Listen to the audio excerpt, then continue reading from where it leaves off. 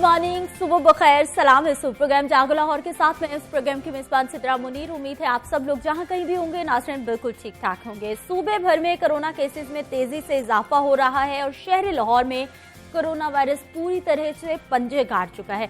वबा को मजीद फैलने से रोकने के लिए सूबे भर में मुंह को ढांपना लाजमी करार दे दिया गया है, जिसका बाकायदा नोटिफिकेशन भी जारी हो गया है। लेकिन इसके बावजूद शहरियों की एक बड़ी तादाद मास्क नहीं पहन रही और ये समझने और मानने को तैयार ही नहीं है कि मास्क पहनना कोरोना वायरस से बचा सकता है। इस वक्त वतन अजीज को हर फर्द के किरदार की जरूरत है। क्या ये किया जा सकता है कि जब आप घर से बाहर निकलें तो मास्क जरूर पहनें। किसी दुकान पर आप जा रहे हैं तो अगर दुकानदार ने मास्क नहीं पहना तो आप उसकी दुकान से कोई भी चीज ना खरीदें। इस तरह दुकानदार चाहे वो सब्जी फरोश है, जनरल स्टोर है, मोबाइल शॉप है या किसी भी सामान की दुकान पर अगर कोई खरीदार बिना मास्क पहने आता है तो आप उसे मना कर दें, ना इसे अपने दुकान में दाखिल होने दें और ना ही उसको कोई चीज बेचें। इस तरह सोसाइटी में पूरी एक चेन बन जाएगी और मुआशरे में बहुत सारी आसानी से ऐसे रवैयों की नफी हो सकेगी जो SOPs पर अमल नहीं करते। हम सबके किरदार निभाने और इस प्रैक्टिस को अपनाने से हमारी इंतजामिया, पुलिस और मुतल्लिका इदारों को भी मास्क ना पहनने वालों के खिलाफ क्रैकडाउन करने की बजाय शहर के दीगे मसाइल की तरफ उनको हल करने की तवज्जो देने का उनको मौका मिल जाएगा। उम्मीद है आप सब इस मशवरे के हवाले से एक बार सोचेंगे जरूर। आगे बढ़ते हैं जी, कुछ शहरियों के मसाइल की बात करते हैं। पेट्रोल की किल्लत बरकरार है। हुकूमती दावों और इकदामात के बावजूद पेट्रोल की फराहमी मामूल पर ताहाल नहीं आ सकी। शहर में कहीं पेट्रोल पंप्स खुले हैं तो कहीं बंद पड़े हैं। PSO के पेट्रोल पंप्स पर रश दिन ब दिन बढ़ता जा रहा है मगर पेट्रोल महदूद मिकदार में ही मिल रहा है। जाहिद आबिद रिपोर्ट कर रहे हैं।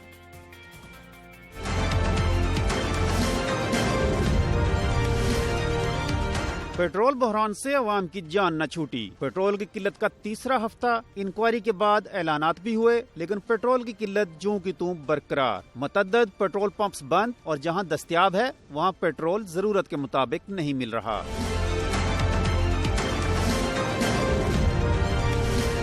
अवाम शदीद गर्मी में पेट्रोल की तलाश में मारे मारे फिरने पर मजबूर। निजी ऑयल मार्केटिंग कंपनियों के पंप्स पर महदूद मकदार में पेट्रोल दस्तयाब। PSO के पंप्स पर रश होने से शहरियों को मुश्किलात का सामना करना पड़ रहा। अवाम का कहना है कि अब तो कई हफ्ते हो गए, पता नहीं पेट्रोल की फराहमी कब मामूल पर आएगी। वो टाइम वेस्ट होता है, वैसे भी वो कैपेसिटी के तादाद के मुताबिक तो 300 का 500 से ज्यादा मिलता नहीं है हमें। पेट्रोल की सूरत हाल बस किसी जगह से मिल रहा है, किसी जगह से नहीं मिल रहा। PSO पे तो आम है लेकिन इधर भी वो लिमिट देते हैं। एक अंदाजे के मुताबिक शहर में पेट्रोल की सप्लाई 40% तक मुतासिर है और कोई हुकूमती इकदाम कारगर साबित होता नजर नहीं आ रहा। कैमरामैन इकराम शाह के साथ जाहिद आबिद, लाहौर न्यूज। हम आगे बढ़ते हैं, कुछ कोरोना की बात करेंगे तो आलमी इदारा सेहत और हुकूमत ने खबरदार किया है कि जुलाई और अगस्त के महीनों में कोरोना के फैलाव में खतरनाक हद तक इजाफा हो जाएगा। उधर तिब्बी माहिरीन का कहना है कि वायरस से बचाव का वाहिद हल मुकम्मल एहतियाती तदाबीर अपनाना है। इसी बारे में मजीद जानते हैं बिलाल चौधरी रिपोर्ट में।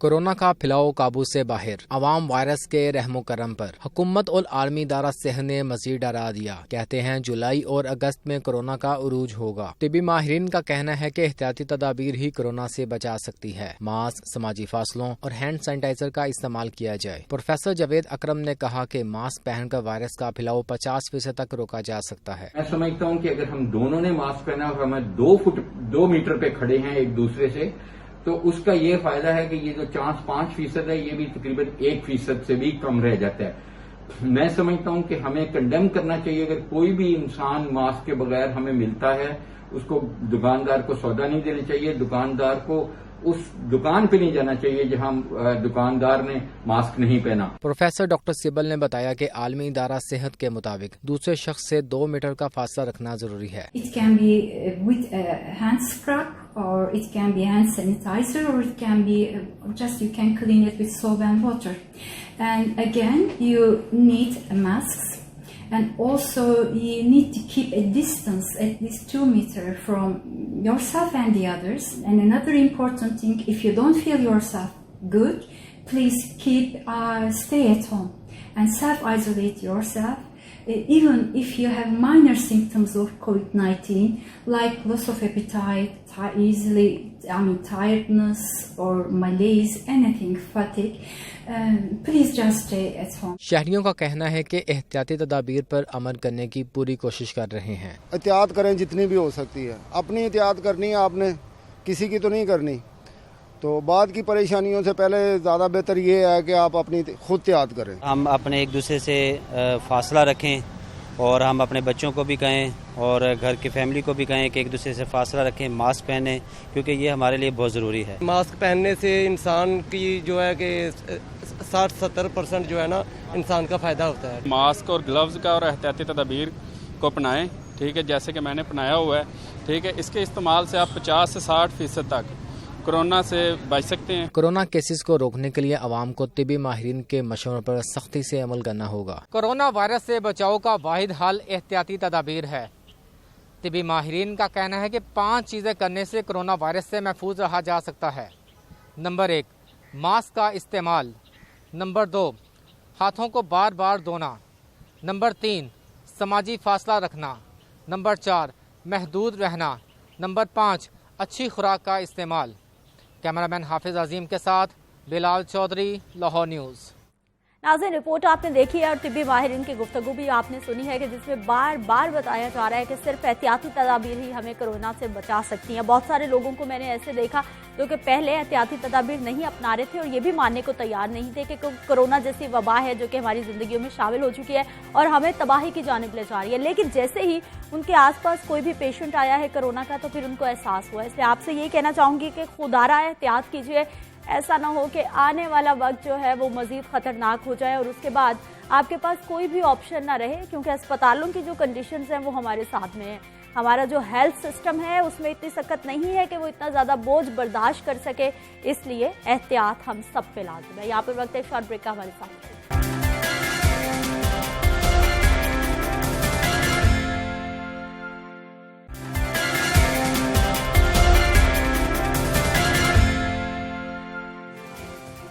प्रोग्राम में एक बार फिर से आपको खुश आमदीद कहते हैं। नाज़रीन, कोरोना वायरस ने दुनिया भर में तबाही मचा रखी है। पाकिस्तान में भी केसेस की तादाद में तशवीशनाक हद तक इजाफा देखा जा रहा है। एक जानिब तो आलमी इदारा सेहत ने कोरोना से बचाव की वैक्सीन की जल्द दस्तयाबी की खुशखबरी सुना दी है, जबकि WHO के मुताबिक रवां साल कोरोना से बचाव की वैक्सीन की दवा करोड़ों खुराकें तैयार होंगी। उनका कहना है कि वैक्सीन के इंसानों पर क्लिनिकल ट्रायल्स जारी हैं। आइंदा चंद माह में ये वैक्सीन आम इस्तेमाल के लिए दस्तयाब हो जाएगी। उन्होंने मजीद कहा है कि साल 2021 के इख्तिताम तक वैक्सीन की खुराकों की तादाद 4 करोड़ तक बढ़ा दी जाएगी, जबकि WHO हुकाम का कहना था कि आलमी इदारा सेहत वैक्सीन की तकसीम की पॉलिसी भी तैयार कर रहा है, जिसमें डॉक्टर्स, तिब्बी अमले और उम्र रसीदा अफराद को तरजीहात में शामिल किया जाएगा। दूसरी जानिब वज़ीर आज़म के मुआविन ख़ुसूसी सेहत डॉक्टर जफर मिर्जा और आलमी इदारा सेहत ने कहा है कि मौसर एहतियाती तदाबीर इख्तियार ना की गई तो जुलाई के आखिरी 2 हफ्ते मुहलिक साबित हो सकते हैं। नाज़रीन, पाकिस्तान में कोरोना केसेस की बात की जाए तो अब तक 1,80,806 केसेस रिपोर्ट हो चुके हैं। गुज़िश्ता 24 घंटों में मजीद 4,901 केसेस सामने आए हैं और 122 अमवात हो गई हैं, जबकि सूबा पंजाब में अब तक 66,628 केसेस सामने आए हैं और गुज़िश्ता 24 घंटों में 60 अमवात भी वाक़ हो चुकी हैं। इसी तरह लाहौर में केसेस पर नजर डाली जाए तो शहर लाहौर में केसेस की तादाद 30,099 हो चुकी है। ऐसे में अगर हम कोरोना से बचना चाहते हैं तो सिर्फ एहतियाती तदाबीर अपनाना एक वाहिद हल हो सकता है। बात करेंगे जी, हमारे साथ मौजूद है डॉक्टर असद असलम साहब हैं, CEO हैं आपने अस्पताल से आपका ताल्लुक है सर, आपको प्रोग्राम में खुश आमदीद कहते हैं। नुमाइंदा लाहौर न्यूज़ सज्जाद कासमी हमारे साथ मौजूद होंगे। सज्जाद साहब, आपको भी प्रोग्राम में खुश आमदीद कहते हैं। डॉक्टर साहब, सबसे पहले तो ये जो जुलाई और अगस्त बताया जा रहा है कि इंतहाई ख़तरनाक होगा, ये हमारे माहिरीन भी ऐसा ही समझ रहे हैं कि जो इंटरनेशनल रिपोर्ट्स आ रही हैं वही ठीक होंगी? जी, बिस्मिल्लाहिर्रहमानिर्रहीम। देखिए, रिपोर्ट तो यही बताती हैं कि जुलाई अगस्त में केसेस ज़्यादा बढ़ जाएंगे, लेकिन अगर आजकल देखा जाए पिछले 10 दिनों का जो ग्राफ है सब खुसूसन लाहौर में, तो नंबर ऑफ़ केसेस कम हो रहे हैं। जो अगर आप 11 तारीख को देखें तो टोटल जो पेशेंट दाखिल थे वो कोई 1031 थे लाहौर के 31 अस्पतालों में, और कल रात की जो फिगर 11 बजे की फिगर है वो 861 है। तो ये हमारे रिकॉर्ड के मुताबिक ये अल्लाह का शुक्र है कि ये केसेस कम हो रही है, और ये वो केसेस हैं जो क्रिटिकल हैं, जिनको हमने हर सूरत में दाखिल करना है। तो इनकी अल्लाह की बड़ी मेहरबानी, शुक्र है कि ये केसेस तकरीबन 15 दिन के अंदर एक वक्त में लाहौर में 1100 के करीब मरीज दाखिल थे। कल रात की जो फिक्र है 861 है। एक वक्त था कि मैं हॉस्पिटल की इमरजेंसी में एक दिन 10 दिन पहले रात को 100 मरीज आए, रात 8 बजे से लेकर सुबह 8 बजे तक। लेकिन अब ग्रेजुअली कम होते होते पिछले 5 दिन से हम देख रहे हैं कि ये 20 और 30 के दरमियान रह गए हैं, जो बहुत एक्यूट रेस्पिरेटरी डिस्ट्रेस के साथ आते हैं। तो ये अल्लाह का शुक्र है, हमें कुछ हौसला है कि उम्मीद है कि ये ट्रांसमिशन लगता है कि रुकी है, थोड़ी रुकी है। तो डॉक्टर साहब, ये जो जुलाई और अगस्त में एकदम से ये केसेस बढ़ सकते हैं, पीक पे जा सकता है एकदम से फिर से? देखिए, ये सब डिपेंड करता है कि SOPs ऑब्जर्व होते हैं। SOPs आपके सामने है सर, 3-4 महीने सिर्फ और सिर्फ उस पर डिपेंड करता है। अगर SOPs अभी भी ऑब्जर्व कर लें, वैसे तो जो होना था वो हो चुका है, जो लोगों ने जिस तरह किया SOPs के साथ, लेकिन अभी भी वक्त है, अभी भी SOPs ऑब्जर्व कर लें, सिर्फ मास्क ही पहन लें और बार बार हाथ ही धो लें। तो मेरा ख्याल है कि इन 2 चीज़ों से ही हम इस लोकल ट्रांसमिशन को मजीद फैलने से रोक सकते हैं। काज़मी साहब, हमें ये बताइए कि बहुत सारी शिकायत मौसूल हो रही हैं, अस्पतालों में जगह नहीं है, लोगों को बेड्स नहीं मिल रहे, लोगों को वेंटिलेटर्स नहीं मिल रहे, लोगों को अद्वियात नहीं मिल रही, लोगों को अगर प्लाज्मा किसी के अजीज़ को ज़रूरत है तो वो कहते हैं आप खुद अरेंज करें। अगर एक्टेम्बरा इंजेक्शन की बात की जाए, जो कि बैन है, आप लोकली मार्केट से नहीं खरीद सकते, वो भी पेशेंट को लिख के दिया जा रहा है। ये क्या सूरत हाल है? डॉक्टर साहब से मैंने इसलिए नहीं पूछा, डॉक्टर साहब ने सब अच्छा ही हमें बताना था। बहुत शुक्रिया। देखें, इसमें से 50% जो चीज़ें आपने बताई हैं वो ठीक हैं, कि ऐसा ही है, लेकिन 50% पे मैं इत्फाक नहीं करता। उसकी वजह ये कि मौजूदा सूरत हाल में बेड्स की जो स्ट्रेंथ है उस पर आप तराज कर सकते हैं कि उसमें हॉस्पिटल प्रॉब्लम करते हैं और कहते हैं पेशेंट को घर ले जाएं, थोड़ा स्टेबल है। तो मौजूदा सूरत हाल में जो मेडिसिन की और दीगर बातें की जाती हैं, ये मेरे यहाँ रूमर हैं। मेडिसिन के हवाले से अगर बात की जाए तो ऐसी कोई महंगी मेडिसिन नहीं। अब तो एक्टमा की तरफ से लोगों की तवज्जो हट गई है, डेक्सामेथाजोन आ गया है, और एक 12 रुपए का इंजेक्शन है, 25 रुपए का, वो भी गवर्नमेंट प्रोवाइड कर रही है और वो ह्यूज मकदार के अंदर मार्केट के अंदर मौजूद है। हमारी जो आदत थी लोगों की, वो खरीद के चीज़ को घर में रखना, फिर इस तरह चीज़ नहीं मिलती, क्योंकि इस पे पहले भी ये ऑर्डर थे। जब इसका इस्तेमाल आम कॉमन था तो फिर भी ऑर्डर थे कि जो स्टीरॉइड होती है उसको आप बगैर प्रिस्क्रिप्शन के नहीं दे सकते। अब अगर उस पर दोबारा नोटिफिकेशन जारी होता है तो इसका मतलब है कि इस पर सख्ती है, आप बगैर प्रिस्क्रिप्शन के इसको ना दें। पर मेडिसिन का जो है वो नहीं है। दूसरा, अवाम की बात की जाए तो अवाम अब कहती है जगह नहीं मिलती। जब हम अवाम को कहते हैं कि आपको जगह नहीं मिलेगी, तब अवाम हमारी बात नहीं मानते। बिल्कुल ऐसा ही है। और मौजूदा सूरत हाल में ये भी लाहौरियों के लिए खासकर मैं कह रहा हूँ, क्योंकि मैं जो फील कर रहा हूँ दूसरे डिस्ट्रिक्ट के अंदर अब काम बढ़ेगा और लाहौर के अंदर ये जो पीक सिस्टम है ये थोड़ा सा लूज होगा, और ये लूज होगा और ये खुशखबरी है। लेकिन अगर आपने बड़ी ईद पे, ईद उल ज़ुहा पे अगर इसका SOPs पे अमल दरामद ना किया तो ये फिर आपको अपनी लपेट में लेगा। ये जो हम जुलाई और अगस्त में पीक की बात करें, ये उस चीज़ के रिजल्ट्स होंगे जो बड़ी ईद से पहले हमारे यहाँ देखा जाता है कि मंडियाँ लगती हैं। अभी हमारे बहुत सारे देहात हैं, कस्बे हैं जो कोरोना फ्री हैं, वहाँ तक ये वबा नहीं पहुँची, वो लोग सेव हैं। लेकिन जब वो बड़े शहरों का रुख करेंगे तो यकीनी तौर पर यहाँ से वबा अपने साथ ले जाएंगे। क्या उसके रिजल्ट्स होंगे फिर हमें जो जुलाई अगस्त में वार्न किया जा रहा है? मैं इसका जवाब बाद में दूंगा। मैं एक्टेम्बरा का मैं कहना चाहता हूँ, अगर किसी मरीज को कोई लिख के दे रहा है कि एक्टेम्बरा आप बाजार से ले आए, तो वो उसके साथ फ्रॉड कर रहे हैं, धोखा कर रहे हैं, क्योंकि एक्टेम्बरा बाजार में ओवर द काउंटर सेल ही नहीं हो रही। हुकूमत ने हर अस्पताल में प्रोवाइड कर दी है, और कोई भी शख्स अगर कहीं से नुस्खा ले तो मिले पर्ची, तो वो हुकूमत को रिपोर्ट करे।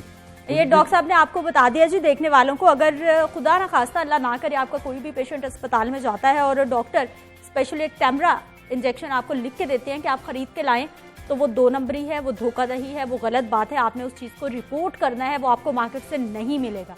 जी डॉक्टर साहब। ये मैं दोबारा फिर वही बात घूम फिर के SOPs पर आती है जी।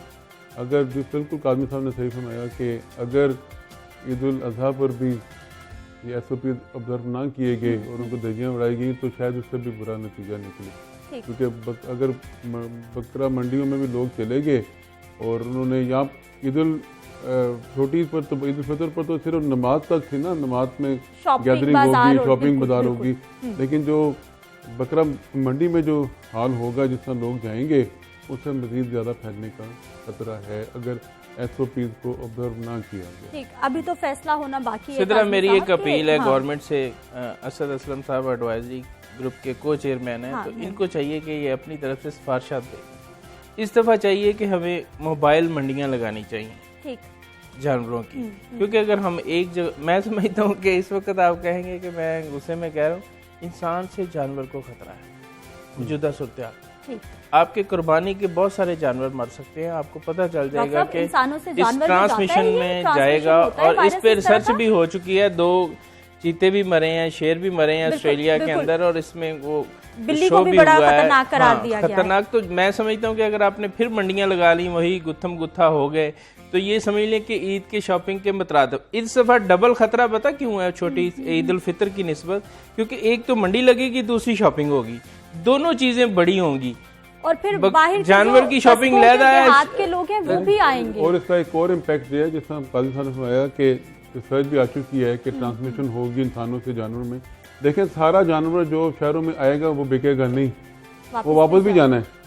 और अभी तक वो इलाके जो बचे हुए हैं जहाँ पर डिजीज नहीं है, तो शायद ये जानवरों की शक्ल में वहाँ तक भी फैल जाए। अच्छा डॉक्टर साहब, ये जो माजे के हम मुख्तलिफ वायरसेस की बात करते हैं, फैमिली, क्योंकि ये चलती आ रही है एक ही फैमिली के वायरसेस है, ये पाया जा रहा है अमूमन इस वायरस की ऐसी नेचर है कि ये इंसान से जानवर में मुंतकिल हो जाता है और फिर जानवरों में फैलना शुरू हो जाता है। यही स्टडी जो ऑस्ट्रेलिया में है, हम अभी तक हमारे पास वही एविडेंस है, हम उसी की बेस पर बात कर रहे हैं कि अगर ये है, अगर ट्रांसमिशन हुई इस तरह और ये जानवर जो नहीं बिके वो वापस जाएंगे और फिर वहाँ पर जाके भी बाकी जानवरों में भी फैलाएंगे, और फिर जो जहाँ पर नहीं फैली वहाँ पर ही फैल जाएगी। काज़मी साहब, मास्क पहनना लाजमी करार दिया गया है और शहर में स्मार्ट लॉकडाउन किस हद तक कामयाब होता दिखाई दे रहा है?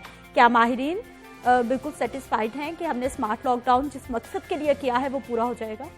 देखिए, इसी तरह पूरी दुनिया के अंदर लॉकडाउन और स्मार्ट लॉकडाउन के ढिंढोरे पीटे गए, लेकिन कहीं भी अमल दरामद नहीं हुआ। आपने कल ट्रंप की स्पीच देखी होगी, उसने सर एक स्टेडियम के अंदर हज़ारों लोगों को जमा करके मजमे में, और स्टेडियम की जो चेयर होती है उनके फासले का भी आपको अंदाज़ा है कि कितना डिस्टेंस होता है, तो उसने बगैर खुद मास्क पहने ना सिर्फ, बल्कि जो ऑडियंस थे उन्होंने भी मास्क नहीं पहना हुआ था, जो सुन रहे थे देख रहे थे उसको किसी ने मास्क नहीं पहना हुआ था। और ये बड़ा एक हैरानकुन अमर था कि अमेरिका जैसे मुल्क जो पूरी दुनिया से आगे निकला हुआ है डेथ में और पेशेंट की तादाद के हवाले से, उसमें ये हो रहा है। तो मैं समझता हूँ कि हमने लाहौर के अंदर खासकर 90% लोगों को मास्क पहना दिया है, हुकूमत ने ये सख्ती इतनी कर दी। मैं देख रहा हूँ जहाँ पे 90% लोग मास्क पहन चुके हैं। थोड़ा सा हमारे ना ये जो मेन सिटी है ना, ये हमारा Firozpur, jail road, mall road, जरा सा बस इससे बाहर निकलें, ये जो 90% है ना, ये सिर्फ इन चंद सड़कों पे, जैसे ही हम इतराफ में निकलते हैं यकीन जाने वहाँ पर लोगों के झमघट्टे हैं। अब बात ठीक आ रही है, क्योंकि मोहल्लों के अंदर जो गली सड़कें हैं उन पे है, मेन शाहराहों पे जरा ज्यादा सख्ती है कि उनका चालान हो जाएगा। लेकिन ये भी एक बड़ी कामयाबी है कि आपने इन शाहराहों पर भी लोगों को मास्क पहनने पर मजबूर कर दिया है। तो अब जो शॉप मैंने देखा है कि शॉप वाले आपको बाहर निकाल देते हैं, बहुत ज्यादा बड़ी तादाद है कि वो कहते हैं सर आपकी मेहरबानी। और मैंने देखा है कि कईयों ने खुद मास्क के डिब्बे रखे हुए हैं, कोई गाहक कहता है मेरे पास नहीं है तो उसे कहते हैं ये लो 10 रुपए का मास्क है, आपकी मेहरबानी, आप मेरा चलान ना करवा दीजिएगा। तो ये खौफ और ये SOPs पे अमल दरामद जो है वो मेरे ख्याल में शुरू हो गया, और ये इस तरह आस्ता आस्ता कौम आदी हो जाएगी। और अगर खुदा ना खास्ता ये पैनिक जो है वो जारी रहा तो मैं नहीं समझता कि इससे यही सबूत मिलेगा कि हमने सारी एक्टिंग की है। ये जो मास्क पहन के यहाँ दाढ़ी पे फिक्स कर लेते हैं ना लोग, ये बहुत अजीब सी बात है, क्योंकि एक दफ़ा आपने मास्क को इधर कहीं इधर उधर लगा दिया तो वो मास्क आपका ज़ाया हो चुका, आप दोबारा ही उस मास्क को लगाते हैं, क्योंकि कोरोना हवा के अंदर भी मौजूद है और आपके जिस्म के किसी हिस्से के साथ भी टच होता है। बिल्कुल, आपको नहीं पता कि आपके हाथ अगर मास्क को आपने करना है तो इस तरह उसकी जो डोरी है उसको उतार के साइड से कुछ चीज खा भी सकते हैं। बड़ी ईद आने वाली है, उससे पहले यकीनी तौर पर मवेशी मंडियों के लिए अभी सोचा जा रहा है। कोरोना एडवाइजरी ग्रुप क्या तजावीज़ तैयार कर रहा है? आप ज़िला इंतज़ामिया को, पंजाब गवर्नमेंट को क्या सजेशंस देने वाले हैं कि क्या मंडियां लगाना ज़रूरी है किस तरह से इम्प्लीमेंटेशन होगा, आपकी क्या सजेशंस होंगी? हम अभी कल भी मीटिंग होनी है कोरोना एडवाइजरी ग्रुप की, और उसमें इसी पर ज़्यादा बहस होनी है कि हम गवर्नमेंट को क्या सजेस्ट करें। लेकिन अभी तक मेरी जो अप्रीहेंशन है, हम यही सजेस्ट करेंगे कि जिस तरह ऑनलाइन बुकिंग होती है और जो क्या नाम है उसका, उसको ज़्यादा तरजीह की जाए। अब ऐसे ऐसे ऑर्गेनाइजेशन भी आ गई हैं जो आपसे पैसे लेके कुर्बानी करके आपको गोश्त मुहैया कर देती हैं, तो आपको ना कहीं जाना पड़ता है और आपका मकसद भी पूरा हो जाता है। तो हम इसको प्रेफर करेंगे, यही तजवीज़ देंगे कि इस दफ़ा मंडियों लगाने को कोशिश करें कि ऑनलाइन की बजाय ना आप इसको मोबाइल का मशवरा दें कि कोई भी जानवर अपने को जहाँ मर्जी, पहले सफाई की वजह से ये इजाज़त नहीं मिलती थी, मंडियाँ मखसूस जगह पर रखी कि गंद पड़ता है शहर के अंदर, लेकिन अब चूँकि इसको बर्दाश्त करना है, सफाई भी करनी, लिहाजा बेहतर है कि जो कसाई या जो बेचने वाला है वो कहीं भी जाकर उसको फिर के कहीं एक दो बकरे उसके पास हैं तो वो कहीं भी जाके खड़ा हो जाए तो वो ज़्यादा डिस्टेंस रखेगा और फायदा होगा आपको। डॉक्टर साहब, ये सजेशंस दी जा सकती है, बिल्कुल कह रहे हैं, क्योंकि ऑनलाइन सिर्फ गाय की हो सकती है, जिसने बकरे का या दूसरे की चीज की खरीदे वो तो कहता है मैं तो वजन चेक करूंगा, मैं तो उसको हाथ लगाऊंगा। गाय के अलावा काजमी साहब यहाँ तो 3000 का आप सूट खरीदते हैं तो वो भी 2 नंबर घर में पहुँचता है, तो फिर आपके बकरा और गाय कैसे ठीक घर पे पहुँचेगी? ऐसे ही असद साहब से मैंने एक सवाल कर, असद साहब ये बताएं कि अब तक जो एडवाइजरी ग्रुप है आपका, उसने क्या अहम फैसले किए और अभी क्या मतवक्को के अहम फैसले जो आपके जहन में है इस वक्त, कोई मशवरे या सिफारिशें जो तैयार हो रही हैं जो गवर्नमेंट को आप देना चाह रहे हैं और जिस पे आप समझते हैं कि सख्ती से अमल दरामद हो, ऐसी कोई चीज़ है? अभी तो जो हम अब जो बहस होने वाली है वो ये है कि आया कि हम 14 दिन के बाद डबल टेस्ट कराएं या ना कराएं, या 14 दिन के बाद जब सिम्टम फ्री हो पेशेंट को हम बगैर टेस्ट कराए वापस भेज दें। ये बड़ा ज़ेर बहस है ये टॉपिक, क्योंकि लेकिन उसी तरह हमें ये भी देखना पड़ता है कि हम प्लाज्मा पेशेंट से लेना है और उसके लिए उसका PCR नेगेटिव होना ज़रूरी है, क्योंकि कई पेशेंट में हमने PCR कराए तो 3-3 दफ़ा 4-4 दफ़ा पॉजिटिव आए 33 दिनों तक। तो ये अब बहस है कि अभी हम उन पेशेंट को डिस्चार्ज करते हैं जिनका डबल नेगेटिव हो 14 लेकिन असद साहब देखें क्रिटिकल की तादाद अगर 900 के करीब है और 18,000 बंदा आपका जो है वो सेहत याब हो चुका है पंजाब के अंदर, तो मैं नहीं समझता कि इतने ज्यादा लोगों की अब आपको जरूरत है। आप उनकी काउंसलिंग करें तो बेहतर है। टेस्ट कराना जरूरी है, PCR टेस्ट होना जरूरी है, उसका नेगेटिव होना जरूरी है बिफोर प्लाज्मा थेरेपी जो डोनर के लिए, उसके लिए मैं कह रहा हूं उसके लिए एंटीबॉडी जरूरी है मेरे ख्याल में, क्योंकि PCR टेस्ट भी नेगेटिव। हेल्थ केयर कमीशन ने कहा है कि अगर आपने प्लाज्मा लगाना है या कोई ट्रायल करना है तो उस सूरत में आप एंटीबॉडीज करें, क्योंकि आप नेगेटिव की बजाय डॉक्टर साहब उसके बाद भी आपने एंटीबॉडीज करना है, तो आप डायरेक्टली एंटीबॉडीज कर लें तो आपको ये भी पता चल जाएगा। एंटीबॉडीज जब आप बीमार होते हैं उस वक्त दोनों एंटीबॉडीज आप में मौजूद हो सकती हैं, IgM भी और IgG भी। अब फुली रिकवर भी नहीं होते और IgG बनना शुरू हो जाती है, तो इसलिए वो ये इंडिकेट नहीं करता कि आप डिजीज फ्री लेकिन ये भी डिजीज फ्री सिर्फ PCR टेस्ट करता है। अच्छा डॉक्टर साहब, हमें ये बताइए सर, जैसा कि आप बात कर रहे थे कि अभी 14 दिन के बाद जो लोग क्वारंटीन में हैं उनको बगैर टेस्ट किए या डबल नेगेटिव टेस्ट किए ऐसे ही जाने देना है, WHO रेकमेंड कर रहा है, बहुत सारे उसमें ममालिक में ये प्रैक्टिस शुरू हो गई है कि जो लोग एसिम्प्टोमेटिक हैं वो वायरस नहीं फैला रहे। ये न्यूज़ आ चुकी है और ये भी कहा जा रहा है कि 10 दिन क्वारंटीन होने के बाद उनको जाने की इजाज़त मिल जाती है। तो हम लोग अभी ये सोच रहे हैं या फिर जो WHO कह रहे हैं हम उस पर इम्प्लीमेंटेशन? मैंने यही बताया कि हम यही चीज़ फैसला करने जा रहे हैं कि WHO की जो गाइडलाइन है अब 10 दिन के बाद एसिम्प्टोमेटिक को shall be considered as disease free, तो उसके मुताबिक हम अपनी जो पहले की जो गाइडलाइन है उसको कैसे मॉडिफाई करें। पहले हमारी जो एग्जिस्टिंग गाइडलाइन है उसके मुताबिक 14 दिन के 10 दिन के बाद हमने टेस्ट कराना है और 2 नेगेटिव हो गए 24 आवर्स अपार्ट टेस्ट, तो फिर हम पेशेंट को नेगेटिव समझेंगे। तो अब हमने यही इसी WHO की गाइडलाइन के मुताबिक अपनी ये फैसला करना है कि हमने अपनी पहली वाली गाइडलाइन को तब्दील करना है या अभी हम उसी तरह कंटिन्यू करें। ठीक है काज़मी साहब, स्मार्ट लॉकडाउन की हम बात करें, इसके साथ साथ पंजाब में मास्क पहनना लाजमी करार दिया गया है।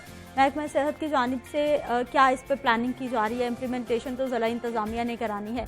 अस्पतालों की क्या सूरत हाल है? काफ़ी दिन हो गए आपने हमें अस्पताल की रिपोर्ट नहीं दिखाई कि SOPs पर किस हद तक अमल दरामद हो रहा है। हॉस्पिटलों के अंदर वैसे सूरत हाल तो वैसे ही पतली है। हाँ। क्योंकि मैंने देखा है कि बहुत सारे लोग जो बगैर मास्क के फिर रहे हैं। मैं अगर किसी को कहता हूँ हॉस्पिटल के द्वारा आपको मास्क क्यों नहीं, वो जेब से निकाल के देता है हाँ, कि ये मेरा मास्क है जनाब, मेरे पास है। भाई पहन लो, तुम्हारी मेहरबानी। जब एक दफा उतार लिया, जेब में डाल लिया, कपड़ों के साथ उसको लगा दिया जिस साइड से आपने मुंह को लगाना है, तो आपका मास्क तो जाया हो गया है। लेकिन ये बड़ा एक फैशन चल गया है कि आप मास्क पकड़ें और उसका देखें आप उसको किस तरफ से उसको आप कपड़ों के साथ लगा रहे हैं और इसका क्या तरीकाकार है।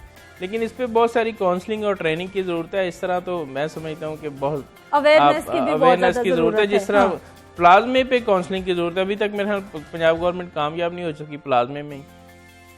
प्लाज्मा के बारे में सारा मैं को बता दें, कितने मरीजों को आपने लगा दिया, कितनों को टच बहुत कंफ्यूजन रही है प्लाज्मा के हवाले से भी और अभी तक बरकरार है। लोग भी इसीलिए घबरा रहे हैं। कोई इतने अच्छे अभी हौसला अफजा रिजल्ट नहीं आए कि जिसकी वजह से देखें एक्टेमरा का रिजल्ट तब होता है जब लगता है। नहीं लगता है, लेकिन वो एक्टेमरा का कितना अच्छा रिजल्ट है। 70 to 80% पेशेंट को जिनको हमने लगाया है जो वेंटिलेटर पर नहीं थे, तो उनका बहुत अच्छा रिजल्ट है। थोड़े साइड इफेक्ट भी हैं। प्लाज्मा का साइड इफेक्ट बहुत कम है क्योंकि ये नेचुरल चीज है। फिन गवर्नमेंट की भी अब पिछले दिनों रिपोर्ट है, उन्होंने कहा था कि 94 को लगाया तो 10 पेशेंट ड्यूरिंग प्लाज्मा ट्रांसफ्यूजन उनकी डेथ होगी। तो इसलिए ये फैसला बड़ा सोच समझ के जब फिजिशियन कन्विंस हो जाएं कि इसका फायदा है तभी हम देते हैं। अच्छा सर, दो हॉस्पिटलों को एंटीबॉडीज के लिए किटें मुहैया की थी, एक जना हॉस्पिटल, एक मेयो हॉस्पिटल। जना हॉस्पिटल का रिजल्ट मेरे पास है। मेयो हॉस्पिटल का बता दें कि एंटीबॉडी कितने % कामयाब है? एंटीबॉडी टेस्ट हमारे जो पहले ही देखें, अब मसला ये है कि जो टेस्ट हैं ये दो किस्म के एंटीबॉडी बताती हैं, एक IgM और एक IgG, और एक किट है जो सिर्फ IgG बताती है। हमने टेस्ट किए हैं, उसमें आए हैं रिजल्ट, हमने गवर्नमेंट को पेश भी कर दिए हैं कि ये इस किट के ये रिजल्ट हैं। ये नहीं कि वो कोई नेगेटिव थे या कोई उन्होंने नहीं शो किया, उसके रिजल्ट बहुत अच्छे थे। हमने गवर्नमेंट को इन्फॉर्म भी कर दिया कि वो हो सकते हैं। लेकिन आपने कमेंट्स क्या दिए हैं उस पर? नहीं, हमने तो रिपोर्ट पेश किया है कि 20 मरीजों पर टेस्ट किए हैं, इतनों में IgM मौजूद था, इतनों में IgG मौजूद था, और एक जो किट थी वो सिर्फ दोनों को ही चेक करती थी, उसमें अलग अलग वो नहीं बताती। अच्छा डॉक्टर साहब, अब हमें ना हमारे पेशेंट्स की परसेंटेज बताइए कि वही जो हम पहले दिन से सुनते आ रहे थे वही परसेंटेज चल रही है पेशेंट्स की? क्रिटिकल पेशेंट्स कितने आ रहे हैं, कितने परसेंटेज क्या चल रही है हमारे यहाँ? बढ़ गई है क्रिटिकल पेशेंट्स की तादाद या फिर वही नॉर्मली चल रही है जो हम पहले से? मैं आपको पिछले 11 जून से लेके और 20 जून तक की रिपोर्ट अगर पढ़ दूँ हर दिन की, ठीक। ये 11 जून को मरीज थे 1031, 12 को 1068, 13 को 1118, फिर उसके बाद 1029, 1003, 963, 952, 914, 899 और 861। ये क्रिटिकल है। ये क्रिटिकल देखिए, इस वक्त पहली बात तो ये है, इसका मतलब हम लाहौर की बात है। ये पेशेंट इस वक्त सिवाय क्रिटिकल के और कोई दाखिल नहीं हो रहा। ठीक। ये पेशेंट सिर्फ इस वक्त symptomatic, moderate to critical, severe critical patient दाखिल हैं। कोई एसिम्प्टोमेटिक माइल्ड वाला पेशेंट नहीं आता, भी नहीं हॉस्पिटल में, ना हम उनको दाखिल करते हैं, उनकी जरूरत नहीं है, उनको ऑब्जर्व करते हैं। ये सिर्फ क्रिटिकल पेशेंट, और वो अल्लाह का शुक्र है ग्रेजुअली पिछले 10-15 दिन से, अल्लाह करे जो आने वाले वक्त में मजीद कम हो जाए। डॉक्टर साहब हमें ये बताइए, आज प्रोग्राम के इंट्रो में मैंने बताया कि WHO कह रहा है कि हमने वैक्सीन तैयार कर ली है, इसी साल के दौरान जो है वो करोड़ों खुराकें उसकी पूरी दुनिया में हम पहुंचाने की कोशिश करेंगे। दुनिया के किसी भी हिस्से में अगर वैक्सीन बन जाती है तो क्या हमारे यहाँ भी वही ठीक रहेगी, हमारे लोगों पे भी वही चलेगी? ये तो एक वायरस के अगेंस्ट है जी। वायरस का तो वही DNA RNA वही सारी जगह वही होता है। एक स्ट्रेन की होती है ये वैक्सीनेशन। अगर वही स्ट्रेन है जो हमारे पास है तो वो वैक्सीनेशन यहाँ पर भी उतनी इफेक्टिव होगी। लेकिन डॉक्टर साहब ये भी तो बात की जा रही थी कि हमारे यहाँ जो वायरस है वो जो चाइना वुहान से निकला था उससे डिफरेंट है, इसने अपनी शक्ल तब्दील की है, ये 9 टाइम्स डिफरेंट हो गया है उस वायरस से। तो फिर वैक्सीन एक ही चलेगी क्या? अभी तक हमें एक ही चलेगी, खुद कुछ करना पड़ेगा? अभी तक तो एक ही चलेगी। हमारे यहाँ कोई काम हो रहा है वैक्सीन तैयार करने पे, कोई हिलजुल है पाकिस्तान में? इस पे बायोकेमिस्ट्री और इस पे जो बायोलॉजिस्ट हैं, इस पे मुख्तलिफ जो इंसानों पर रिसर्च करने वाले हैं, जानवरों पर रिसर्च करने वाले हैं, उनकी ये राय है कि ये आप इस पे खुश ना हो कि ये जो वैक्सीन है ये कामयाब रहेगी। ये मुख्तलिफ, अगर जर्मनी ने ये वैक्सीन बनाई है, हो सकता है ये जर्मनी की आवाम पे सूट ना करे और वो पाकिस्तान या चाइना आके सूट करे। तो इसी तरह उन्होंने कहा कि कोविड-19 जो है ये अपनी बहुत सारी शेप्स और हालत को चेंज करता है, तो ये भी हो सकता है कि पूरी दुनिया के अंदर बनने वाली जो वैक्सीन है वो ज़ाया हो जाए, ये भी हो सकता है। इस पे ये इत्फाक नहीं किया जा सकता। हम क्या क्योंकि आप देखें सितरा, आपको 10 इंजेक्शन लगे हैं बचपन में, हफासी डॉक्टर साहब को लगे हैं, मुझे लगे हैं, हफासी टीके लगे हैं, उसके बावजूद हम हर साल हर 6 महीने बाद हमारे बच्चे जो हैं वो बीमार होते हैं। खसरा भी आप देखा, आपके सामने रहा है, सारा कुछ होता है, टीबी भी होती है, टीबी के इंजेक्शन भी लगते हैं। इसी तरह इसी वैक्सीन पे फुल आप 100% जो है उलाई नहीं कर सकते, क्योंकि वैक्सीन असल हल नहीं है। असल हल वही यही है कि इस जो वायरस है इसको वजूद से आप जड़ से ख़त्म कर दें, और ये जड़ से कब ख़त्म होगा, जब ये इंसानों के अंदर जाना बंद हो जाएगा, फिर इसकी ग्रोथ ख़त्म हो जाएगी, ट्रांसमिशन ख़त्म हो जाएगी। और ये उसी तरह जिस तरह एक दौर में इन्फ्लुएंजा के अंदर 100 साल पहले 4 करोड़ आबादी मर गई थी, बहुत सारी इसको, इसलिए इससे परहेज ज़्यादा ज़रूरी है, वैक्सीन पे ना किया जाए। मैंने देखा कि बड़े बड़े जो खतीब हैं और बड़े बड़े लीडर हैं वो ये कहते हैं वैक्सीन आने वाली है, थोड़ी देर लगेगी। ये वैक्सीन आने के बाद भी ज़रूरी नहीं है कि आप इस बीमारी से बच सकें। कामयाब होती है वैक्सीन स्ट्रेन स्पेसिफिक होती है, जो स्ट्रेन के अगेंस्ट बनी है उसी पर इफेक्टिव होगी। अगर हमारे पास स्ट्रेन दूसरी है तो वो वैक्सीन हमारे यहाँ इफेक्टिव नहीं होगी। ठीक, तो डॉक्टर साहब हमारे यहाँ कुछ किया जा रहा है वैक्सीन पे? वैक्सीन पर 2-3 जगह ताऊ रहमान साहब ने भी बताया, यूनिवर्सिटी हेल्थ साइंसेज भी काम करे, कराची में भी। अभी तक तो कोई देखिए जी, अगर हो भी रहा होगा तो रोक दिया जाएगा। ठीक हो गया, में रखें, अगर हो भी रहा होगा तो रोक दिया। सज्जाद काज़मी साहब, आप हमारे प्रोग्राम में शामिल हुए। डॉक्टर साहब आपका भी बहुत शुक्रिया प्रोग्राम में शामिल होने के लिए। यहाँ पर वक्त है शॉर्ट ब्रेक का, हमारे साथ।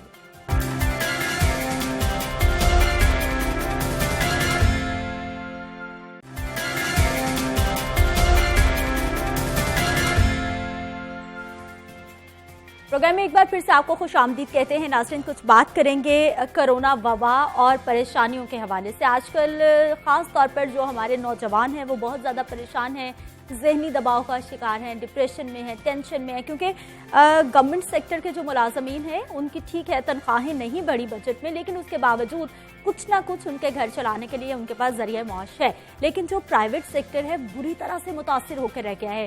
जो कारोबार करने वाले अफराद हैं उन्होंने जितने जितने मुलाजिम रखे हुए थे उनमें से आधों को नौकरियों से फारिग कर दिया गया है, क्योंकि मईशी निज़ाम भी बुरी तरह से मुतासिर हो रहा है। ऐसे में हमारे नौजवान डिप्रेशन से कैसे बच सकते हैं, किस तरह से इस मुश्किल वक्त को आसानी से गुजार सकते हैं, क्या आपने सोचना है, किस तरह से अपनी आदत को बदलना है और आने वाले वक्त में इस क्वारंटीन वक्त में अपने आप को किस तरह से तैयार करना है, इन तमाम बातों पे बात करने के लिए हमारे साथ मौजूद हैं जी मोटिवेशनल स्पीकर हैं कासिम अली शाह साहब। सर, प्रोग्राम में आपको खुशामदीद कहते हैं। कैसे हैं सर आप? अल्हम्दुलिल्लाह रब्बिल आलमीन, बिल्कुल ठीक ठाक। अच्छा जी, सर, मौशी हालात और हमारे नौजवान हमेशा से ही परेशान हैं, लेकिन आजकल हालात ज़्यादा ख़राब होते दिखाई दे रहे हैं। अच्छा देखिए, हमें इस हकीकत को मान जाना चाहिए कि ये जो पेंडेमिक है, पेंडेमिक की डेफिनेशन ये है कि एक ऐसी वबा बीमारी जो पूरी दुनिया में आ गई। ये वबा और ये बीमारी और इसके असरात जो यानी कह लीजिए कोविड-19 के इफेक्ट्स हैं किसी भी मुईशत पे, किसी भी माशरे पे, किसी भी मुल्क पे,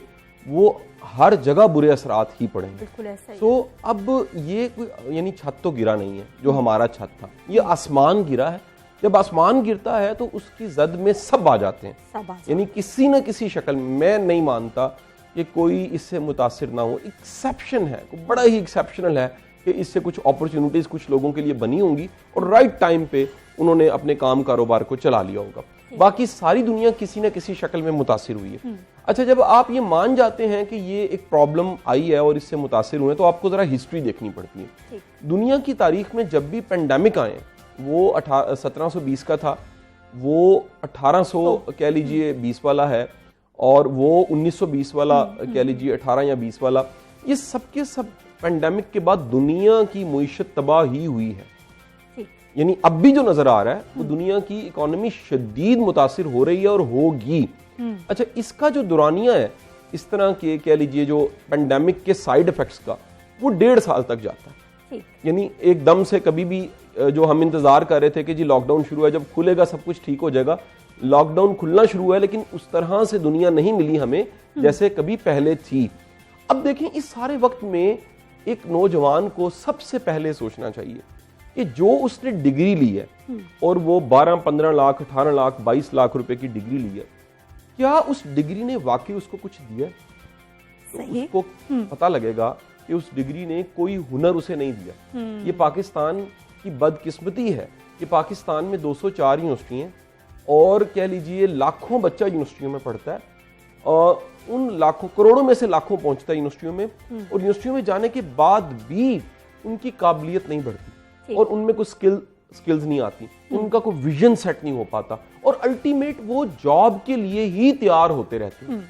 मेरा यहाँ पर पहला पॉइंट ये है कि हमें कौम को तैयार करना चाहिए था एंटरप्रेन्योर्स बनाने के लिए। हमें यंगस्टर्स को तैयार करना चाहिए था कि छोटा सा काम करो, अपना करो। यानी कि तुम ये सोचो नौकरी लेने की बजाय नौकरी देने वाला बनो। लेकिन हमारी सितम ज़रफ़ी देखिए, हमारे साथ ट्रेजेडी हुई कि हमने नौकरों की फौज तैयार कर दी अपने एजुकेशन सिस्टम के जरिए। हम नौकर बन चुके हैं। अब यानी बिजनेस पढ़ने वाला भी नौकरी करना चाहता है, यानी कुछ भी पढ़ने के बाद अगले का टारगेट ये है कि मुझे नौकरी मिल जाए। नौकरी का मतलब भी समझ लीजिए क्या है। नौकरी का मतलब है कि आपने अपना वक्त दिया और उसके इवज महीने के बाद तनख्वाह ले ली। अब आपका वक्त जो आपने दिया और उसके इवज जो तनख्वाह ली, उससे जो विजन सेट होता है वो पहली तक है। ठीक है जी। दिहाड़ी का मतलब भी जरा समझिएगा। दिहाड़ी का मतलब है कि सुबह काम करने वाला शाम को दिहाड़ी लेता है। जो शाम को वो दिहाड़ी लेता है वो पूरे दिन की उसकी कमाई है, उसकी सोच उस दिहाड़ी से आगे की नहीं होती। यानी उस सोच से, एक दिन की सोच से सारा उसका सर्कल चलता है। वो कल की दिहाड़ी को कैसे सोचता है, वो आज की दिहाड़ी को, वो कल दिहाड़ी में से क्या बचा, वो कल कर्जा कितना लिया, वो कल कितने कम हो गए, वो कल बीमारी आ गई। एक बंदा है जो पहली के मुताबिक सोच रहा है, माहवार तनख्वाह, वो उसकी सोच। एंटरप्रेन्योर इस तरह नहीं सोचता। तो हमें अपने यंगस्टर्स को ये कहना चाहिए, इस वक्त को क्यों ना प्रेपरेशन का टाइम समझ लें। अगर तैयारी का वक्त समझें तो वो देखें कि कौन सी स्किल्स हैं जो मुझे चाहिए, कौन सी स्किल्स हैं जो कमी है मुझ में। और सबसे बड़ा मसला हमारे यूथ का, मैं किसी भी यूनिवर्सिटी में जाऊं तो ये पहले क्वेश्चन करता हूं क्लासरूम से कि आप में से कोई ऐसा है जो पढ़ता भी है और कमाता भी है? चंद हाथ खड़े होते हैं। मैं फिर पूछना शुरू हो जाता हूं, आप क्या करते हैं, आप क्या करते हैं, आप कैसे कमाते हैं? तो उसमें से 80% कहते हैं हम ट्यूशन पढ़ाते हैं, टीचर हैं, एकेडमी पढ़ाते हैं किसी। 20% कहते हैं हम किसी ऑफिस में जाके जॉब करते हैं। तो मैं जो जिनके हाथ नीचे उनको कहता हूं सब क्लैपिंग करें इनके लिए। क्यों? इनके अंदर रिस्पॉन्सिबिलिटी मौजूद है। एहसास जिम्मेदारी, जब तक जिम्मेदारी पड़े ना नहीं पैदा होता। रिस्पॉन्सिबिलिटी पे 100 लेक्चर सुन लें आप, 10 टीवी प्रोग्राम करने, कोई फर्क नहीं पड़ने वाला। जब तक सर पे जिम्मेदारी नहीं पड़ेगी आप जिम्मेदार नहीं होंगे। सो हमारे यंगस्टर्स को जो हमें सुन रहे हैं, उन्हें ये बातें किताबी नहीं लगनी चाहिए, क्योंकि ये बातें मैं बड़े एक कह लीजिए प्रैक्टिकल एक्सपोजर के बाद आपको बता रहा हूं कि हम यूनिवर्सिटी में, जब मैं यूनिवर्सिटी में था तो मैं ट्यूशन पढ़ाता था। अच्छा, उस ट्यूशन पढ़ाने और एकेडमी पढ़ाने की वजह से कई तरह की स्किल्स मेरे में पैदा हो गई। बिल्कुल ऐसा। रिसोर्स मैनेजमेंट, खुद कमाना है, खुद खाना है। अच्छा, उसके बाद उन वसाइल को घर वालों को भी कुछ कमा के देना है, फिर किसी खैर के काम पे भी, फिर खुद कफील हो गया, हाथ ऊपर वाला हो गया। अच्छा, फिर कुछ चीजें बनानी शुरू की यंग एज में। मतलब मुझे याद है स्टूडेंट लाइफ में मैंने सवारी खरीदी, स्टूडेंट लाइफ में प्लॉट खरीदे। अब यानी ये जो आपके जिम्मेदारी पढ़ने से आप चीजें बनाते हैं और ग्रो करते हैं, ये आपका कॉन्फिडेंस भी बिल्ड होता है। अच्छा शाह साहब, एक बड़ा आप में मेरा ख्याल है कि सेटिस्फेक्शन भी आ जाती है आप में कि मैं कुछ कर रहा हूँ। आपने जैसे तालीमी निज़ाम की बात की है, मैंने जब मैथ्स कॉम पढ़ा था तो जब मैं फील्ड में आई तो मुझे ऐसा लगा कि मैंने कुछ भी नहीं पढ़ा, सिर्फ चंद टर्म्स जो मुझे हेल्प आउट की कि मुझे पता थी, बाकी फील्ड में आने के बाद सब कुछ सीखा। अच्छा, एक और आइडिया है, आइडियाज है ना, मैं नहीं कहता कि मेरे एक आइडिया सब पे नहीं लगता, मैं कई आइडियाज दे देता हूँ आज, जो काम के लगे वो रख लें। एक आइडिया ये है कि हम लोग नौकरी ढूंढते हैं, हम कोई ऐसी इंटर्नशिप की तलाश खुद से करें या सैलरी ना मिले, रोटी के पैसे मिल जाए, ये रोटी मिल जाए एक टाइम, लेकिन हमें सीखने को बहुत कुछ मिल जाए। ये जो हम तैयार नहीं है ना बासियत कौम सीखने के लिए। एक अहम सवाल हमने चंद दिन पहले उठाया कि इस पेंडेमिक ने हमें क्या सिखाया, तो बदकिस्मती से एक बड़ी तादाद के लोगों को कुछ भी नहीं सिखाया, मज़ीद बिगाड़ दिया, कुछ नहीं सिखाया। लोगों की बेईमानियां, लोगों की करप्शन, लोगों की सोच, लोगों की नाउमीदी, लोगों का डिप्रेशन, लोगों की एंजाइटी और बाहर निकल आई। कुछ लोग ऐसे हैं जो मुस्बत थे और मुस्बत रहे, कुछ लोग ऐसे हैं जो इंप्रूव कर गए, कुछ लोग ऐसे हैं जिन्होंने टारगेट बनाया और उन्होंने अपनी सेल्फ इंप्रूवमेंट पे काम शुरू किया, कुछ लोग ऐसे हैं जिनकी फैमिली लाइफ्स बेहतर हुई, कुछ लोग ऐसे हैं जिनके बच्चों के साथ रिलेशंस बेहतर हुए, कुछ लोग ऐसे हैं जिन्होंने अब देखें घर का खाना पड़ा तो उनकी हेल्थ बेहतर होगी, कुछ लोग ऐसे हैं वो घर में रहने के आदी हुए, कुछ लोग ऐसे हैं जिन्होंने अपनी बेगमात के साथ रिलेशन ठीक की है, लेकिन एक बड़ी तादाद में बिगाड़ आप देखेंगे। यानी जो कोरोना, लॉकडाउन, कोविड-19 पैंडेमिक में वो नसीहतें जो हम मीडिया पे बैठ के कर रहे हैं वो फॉलो नहीं कर सके, वो जिंदगी में इनकलाब क्या लेकर आएंगे। ये 4 काम हमने करने थे, मास्क पहनना है, फासला रखना है, हाथ धोने, एहतियात करनी है, रश वाली जगह पे नहीं जाना। कितनी है 4 बातें। ये 4 बातों को फॉलो कराना जहां मुश्किल हो वहां आप उम्मीद करें इनकलाब आ जाएगा, बड़ा मुश्किल है। सो मैं ये कहूंगा कि जिम्मेदारी कबूल करने के बाद कहीं ऐसी जगह काम करने जहां से कुछ ना मिले लेकिन आपको स्किल्स मिल जाए, सीखना मिल जाए, एक्सपोजर मिल जाए। यानी एक होता ना जी मुझे मौका दें, मुझे मौका तो दें, तो आपके पास मौका फिर जब मिल गया तो फिर भी 2 रास्ते हैं आपके पास, एक मेहनत का रास्ता है, एक सीखने का रास्ता है। फिर इतनी मेहनत करें कि उतनी मेहनत उस फ्लोर पे कोई ना कर रहा हो, और फिर इतना सीखें कि आपके सीनियर्स भी कहें यार ये क्या लर्निंग एटीट्यूड है इसका। तो 2 सॉल्यूशंस अभी तक मैंने बताया। आपने ब्रेक पे तो नहीं जाना? नहीं, अभी नहीं जा रहे हम। अच्छा मैं इसलिए पूछ लूं कि वो एक तसलसल में बात करें। बिल्कुल 2 बातें मैंने अभी तक कही, एक तो जिम्मेदारी कबूल करें और खुद से कुछ करें, और दूसरा मैंने कहा कि जी आप इंटर्नशिप करें, ऐसी जगह काम करने जहां से कुछ ना मिले लेकिन सीखने को कुछ मिल रहा है, इससे बड़ी क्या बात है। अच्छा तीसरी बात जो मेरी तीसरी गुजारिश है, देखिए इस वक्त एक बहुत बड़ा वैक्यूम बना है। ये वैक्यूम है हमारे प्रोफेसर्स भी गवर्नमेंट स्कूल्स और यूनिवर्सिटीज कॉलेजेस के टीचर्स भी पढ़ाना नहीं जानते इस सिनेरियो में। यानी इस वक्त जो स्काइप पे, जूम पे, फेसबुक लाइव, यूट्यूब, इन सब टेक्नोलॉजीज के जरिए जो टीचिंग है वो बड़े बड़े काबिल प्रोफेसरों को नहीं आती। यानी आप कह लीजिए कि जो अपग्रेड होना था इस वक्त के लिए टीचर ने, वो नहीं है। इसका बड़ा अच्छा फायदा यंगस्टर्स उठा सकते हैं, क्योंकि यंगस्टर्स इस टेक्नोलॉजी, मेरा बेटा जितना मोबाइल को जानता है वो 13-14 साल का है और इन टेक्नोलॉजीज को जानता है, मैं नहीं जानता। आप नहीं जानते। यानी सम टाइम किसी एंकर ने मुझे लेना होता है, उस पे लाइव लेना होता है, तो वो लिंक सेंड करता है मुझे। मेरा बेटा मुझे ऑपरेट करके कहता है ले जी शुरू करें बिस्मिल्लाह। मुझे नहीं पता। यानी आज की यंग जनरेशन इन टेक्नोलॉजीज को ज्यादा जानती है। अगर जानती है तो क्यों ना वो मॉडर्न टीचर बन के सामने आए। एक मिसाल, एक किसी के साथ की मिसाल, ये तीसरा पॉइंट के साथ, मेरे बेटे को जो ट्यूटर पढ़ा रहा है वो जूम पे पढ़ा रहा है। हमें अब मानना पड़ेगा कि टीचर्स को भी जूम पे पढ़ाना आना चाहिए। यानी ये जो जूम के जरिए अच्छा टीचर पढ़ा सकता है, और वो कैसे, अब देखें ना, आप जब लिमिटेड आपके पास होता है, आप मुझे फर्ज करें आपने टीवी मेरे साथ करना है, आपके शाह साहब आप जेब जो है उसमें हाथ डाल, जेबों में हाथ डाल, आपने सर भी नहीं हिलाना और आपने समझाना है। अब मैं लिमिटेड हो गया कि मैंने बोल के ही समझाना है, तो मेरा कमाल है मैं अल्फाज का चुनाव, जुमलों का चुनाव ऐसा करूं कि अच्छा समझ आए। जब आपके पास सिर्फ जूम है तो जूम को इस्तेमाल करते एक टीचर सोचता है कि मैं कैसे भले से समझा सकता हूं, मैं कैसे इफेक्टिव समझा सकता हूं, मैं अपनी बात को कैसे कम्युनिकेट, मैं किस तरह की एक्टिविटीज दे सकता हूं, मैं इंगेज कैसे रख सकता हूं, मैं घंटा 1.5 एक्टिविटीज करवा के रिजल्ट कैसे दे सकता हूं। तो मेरा यंगस्टर्स को मशवरा है कि ये भी करें कि इस वक्त तो बड़ी एक फोर्स चाहिए पढ़ाने वालों की, जो जूम पे, जो गूगल मीट पे, जो मुख्तलिफ तरह की जो गैजेट्स हैं उनके जरिए पढ़ाना। अच्छा शाह साहब, आपका मैंने चौथा पॉइंट भी माजरत के साथ मैंने आपकी बात काटी है, लेकिन ये जो आपने आइडिया दिया है, आइडिया तो बहुत अच्छा है, लेकिन हमारे बहुत सारे यंगस्टर्स ये सोच रहे हैं कि हमारा निज़ाम क्या बदल पाएगा, क्या हम इंटरनेट का इस्तेमाल कर पाएंगे, क्या आने वाले वक्त में हमारे तालीमी निज़ाम में इतना बड़ा इनकलाब आ पाएगा कि जो हमें अब आप बता रहे हैं, मशवरा दे रहे हैं, आने वाले वक्त में हमारे लिए वो सूदबंद साबित हो जाए। अच्छा देखें, ये ना बड़ा अच्छा सवाल, मुझे बड़ा ही अच्छा सवाल लगा। मेरी बहन का बहुत बहुत शुक्रिया आपका। इस सवाल ना करते तो अधूरी बात रह जाती। देखें, हमें देखना पड़ेगा कि दुनिया की बड़ी यूनिवर्सिटीज और बड़े इदारों ने क्या किया। उन्होंने अपने 1.5 साल के कोर्सेज को ऑनलाइन डिक्लेयर कर दिया। यानी पहली बात तो ये कि जो आपसे ऊपर चल रहे हैं, जो हार्वर्ड, ऑक्सफोर्ड और बड़ी बड़ी यूनिवर्सिटीज हैं, वो क्या कर रही हैं, उन्होंने ऑनलाइन को हमसे बहुत पहले मान लिया। मुझे जो हमारी PHEC है उसके चेयरमैन है डॉक्टर फजल साहब, वो 2 महीना पहले बता रहे कि हमारे प्रोफेसर तैयार ही नहीं हो रहे, वो भी मानने को तैयार नहीं है, वो एडमिट ही नहीं कर रहे कि हमने जूम या इस टेक्नोलॉजी के जरिए पढ़ाना है। अल्हम्दुलिल्लाह कुछ बेहतरी आई और आहिस्ता आहिस्ता हमारे टीचर्स, प्रोफेसर जूम के जरिए या गूगल मीट के जरिए या मॉडर्न टेक्नोलॉजीज के जरिए पढ़ाने लग पड़े।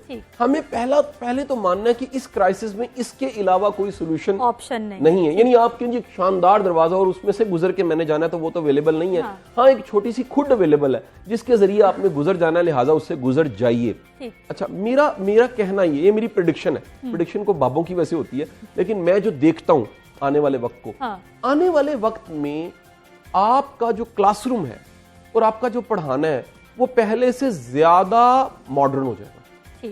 ये कॉम्बिनेशन से पढ़ाएंगे। जैसे कभी आप पढ़ाते थे, मुझे याद है लाइब्रेरी थी ना, तो पढ़ाना, क्लासरूम और लाइब्रेरी एक हेल्पफुल चीज होती थी। अच्छा, इंजीनियर्स के लिए पढ़ते थे क्लास में, लाइब्रेरी और इंडस्ट्री का विजिट, ये कॉम्बिनेशन होता था। डॉक्टर के लिए पढ़ना, पढ़ाना और उसके साथ हॉस्पिटल में उसका जो कह लीजिए हाउस जॉब या उसके विजिट्स, वो उसको सिखाते थे।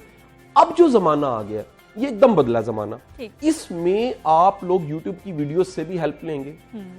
टीचर असाइनमेंट्स भी इंटरनेट के जरिए देगा। इंटरनेट पे सर्च करना, गूगल पे सर्च करना, सर्च इंजन्स पे जाके चीजें निकालना, ये जरूरी हो जाएगा। फिर बेशुमार लेक्चर्स पहले से मौजूद होंगे। बेशुमार ऐसे YouTube चैनल्स आप देखिए, एकदम तूफान आया पूरा। तो वो YouTube चैनल्स की हेल्प से भी बच्चे पढ़ा करेंगे, सीखा करेंगे। एक और काम होगा, एकेडमीज का काम डैमेज होगा थोड़ा सा, क्योंकि ऑनलाइन बड़ी चीजें गई हैं और दुनिया जो है वो अब ये मानने को तैयार हो गई है कि जो कुछ रिकॉर्ड करके डाल दिया है, वो रिकॉर्ड की हुई चीजों पे पैसा खर्चने की जरूरत नहीं है। जस्ट जाएं, सब्सक्राइब करें चैनल को, सुन लें आप, मुफ्त में आपको वीडियोस मिल जाती हैं। आपको थोड़ी बहुत मेंटोरिंग के लिए, कोचिंग के लिए बंदे चाहिए। यानी ह्यूमन रिसोर्स का, टीचर का जो अहम होना है वो थोड़ा सा कम हो गया। टेक्नोलॉजी ने उसको रिप्लेस कर दिया। मैं ये नहीं कहता कि टेक्नोलॉजी मुकम्मल टीचर को रिप्लेस कर सकती है, लेकिन टेक्नोलॉजी ने अपना ये बता दिया कि ये इंसान से थोड़ी सी तेज है। उस्ताद की अहमियत किस शक्ल में रह जाएगी आने वाले वक्त में? उस्ताद की अहमियत होगी एक गाइड, मेंटोर, मोटिवेट करने वाला शख्स जो मोटिवेट करता है। या फिर कहीं कोई फंस गया, किसी मसले का शिकार हो गया, तो उसे एक मेंटोर की जरूरत है, वो हेल्प लेगा। काउंसलर बन जाएगा। फिर उस्ताद का रोल ये भी रहेगा, वो फैसिलिटेटर बन गया। ये बड़ी इंपॉर्टेंट चीज है। यानी फैसिलिटेटर और टीचर में थोड़ा सा फर्क होता है। ये फैसिलिटेटर का यानी फैसिलिटेट करना कि बेटे मैं जो क्लासेस पढ़ा रहा हूँ ना ऑनलाइन सारी, मैं उसमें लिंक सारे दे रहा हूँ आजकल। मैं डाटा, मटेरियल, पीडीएफ, किताबें, जहां जहां गोरे ने काम किया, उर्दू में क्या अवेलेबल, इंग्लिश में क्या सारे लिंक्स, यानी जिसे रेफरेंस कहते हैं, वो मैं बाद में व्हाट्सएप ग्रुप में डाल देता हूं। मैं कहता हूं जी मेरा लेक्चर ये था, मैंने काम ये किया, इससे भरपूर फायदा आप उठाना चाहें तो ये 1.5 घंटे का लेक्चर था, 10 घंटे का मटेरियल भी मैंने आपको दे दिया है। आप घर में बैठ के अपने मोबाइल पे, एक जुमला यहां पर बोलूं, इस मोबाइल फोन को मना किया जाता था स्कूल में नहीं लेके जा सकते, आज इस मोबाइल फोन के जरिए आपको पढ़ना पड़ रहा है। लिहाजा साबित हुआ टेक्नोलॉजी जो है वो हमेशा बाजी लेके जाती है, आपको टेक्नोलॉजी के मुताबिक होना पड़ता है। इलेक्ट्रॉनिक मीडिया का रोल बड़ा पॉजिटिव रहा, सोशल मीडिया का रोल इंतहाई खौफनाक रहा। कैसे? पूरी कौम सना मक्की पे लग गई, सना मक्की होगी महंगी। सना मक्की के नुकसान क्या थे वो बताने वाले कोई नहीं थे हमारे पास। यानी आप देखें, जब टोटके और इस तरह की इंफॉर्मेशन जो जर्नलाइज कर दिया जाए, मैं कहता हूं कि एक डिस्प्रिन की गोली है ना, मुझे अगर कोई डॉक्टर सुन रहा है तो वो मेरी बात को सेकंड करेगा, वो भी सबके लिए ठीक नहीं है। बिल्कुल ऐसा ही। यानी वो भी डॉक्टर देखे और मरीज को समझने के बाद कोई दवाई दे, और फिर देखे अगर मरीज ने गोली खाई है और रिएक्ट कर गई है तो डॉक्टर कहता है अब ये ना खाएं, आप ये दूसरा ले लें, सॉल्ट, ये दूसरी चीज ले लें। तो जब तक आप एक प्रॉपर गाइडेंस के साथ नहीं चलते, मुआशरा बेहतरी की तरफ नहीं जाता। इस मुआशरे में अगर कोविड-19 ने डैमेज किया, उसकी सबसे बड़ी वजह ट्रस्ट का ना होना। अगर ये मुआशरा एक्टिव सिटीजन होते हुए एतबार करता इस मीडिया की इंफॉर्मेशन पे जो प्रॉपर दी जा रही, देखिए आप, मैं गलत बात कर दे हमारी पकड़ है, उसी वक्त हमें चैनल निकाल देगा। मैं गलत बात करके जाऊं ना, आप कहेंगे जी next time Qasim Ali Shah guest नहीं होगा।